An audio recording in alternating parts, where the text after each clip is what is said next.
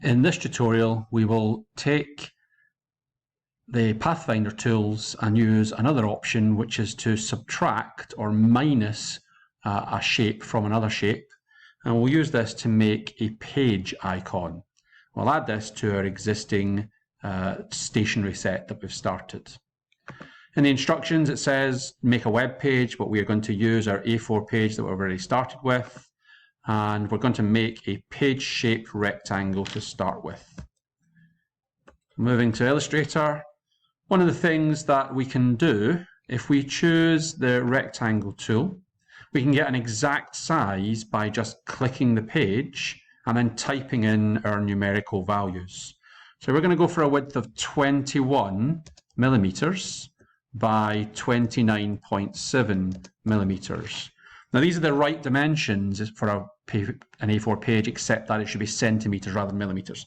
So this will be 1/10 of the size of a real A4 page. And we can see there that it's come through the right dimensions. It is manila, so I'm going to switch that back to white. Most pages we would have would be white pages. And then I'm going to scale it up. Now, if I click on the selection tool, the black pointer, and then go to an anchor, I can then stretch the size of it. But if I just stretch now, I can make it too tall, or I can make it too wide, and that's not what I want to do.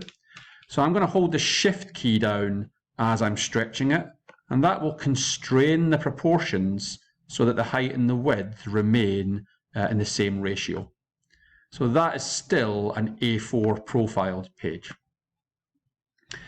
I'm now needing to have a triangle, a right-angled triangle, so I'm not going to use the polygon tool because that would not give me what I'm looking for.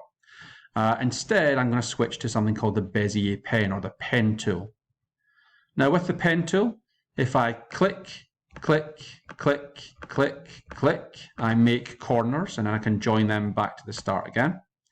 So this is what we're going to use to make a right-angled triangle. I don't want that though, so I'm going to just delete all those bits and I'm going to start again. I'm going to go up near my page and I'm going to click and move across. Now if I'm still on the green line, I will be perfectly horizontally aligned. So I'm going to click when I'm outside the edge here. I'm moving straight down, so I've got a green line. If I move off that center line, then it disappears. So I want a green line to show that it's going to be perfectly vertical. I click again, and we could join back to the start. Actually, we probably don't need to because of the way the page actually works. So, no, I'll join it here. Okay, so click there to make a final part. It's not quite a 45, 45, 90 triangle, but it's good enough.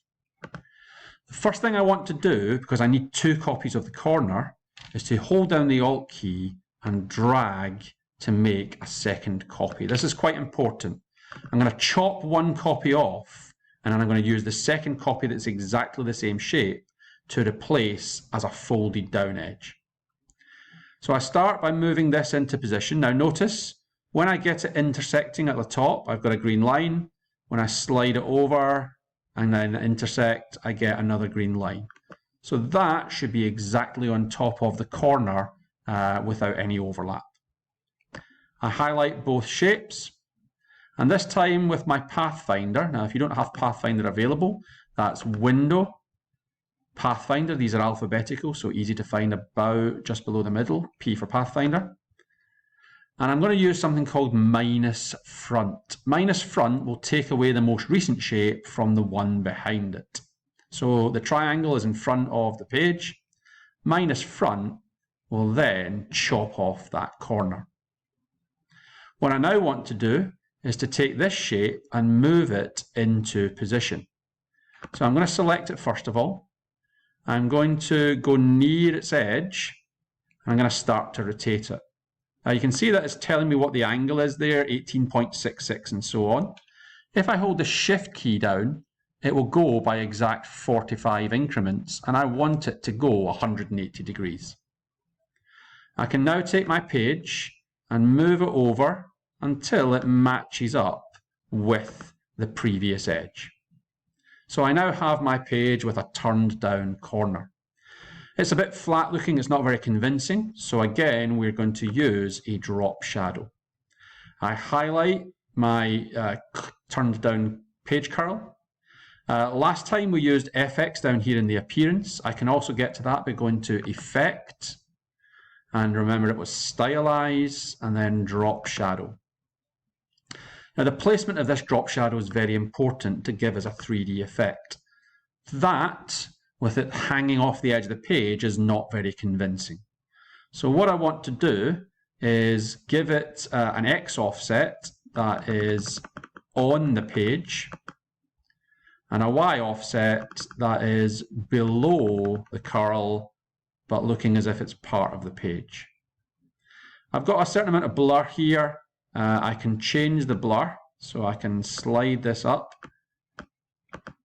and change how fuzzy that shadow is. I probably want to keep it fairly low and fairly sharp to give a decent illusion. And I'll just nudge the offsets down a little bit more. Notice preview helping me to see what I'm doing. Click OK, and that is my page. If I move my folder around, my folder is a single shape, so it will go as one go. If I move my page around, it will detach itself from that corner. So we don't want that. So the last thing to do is to highlight everything and go to Object, Group. Control G would have done the same, but Group now turns it into a page object that can be moved around and still stays the same.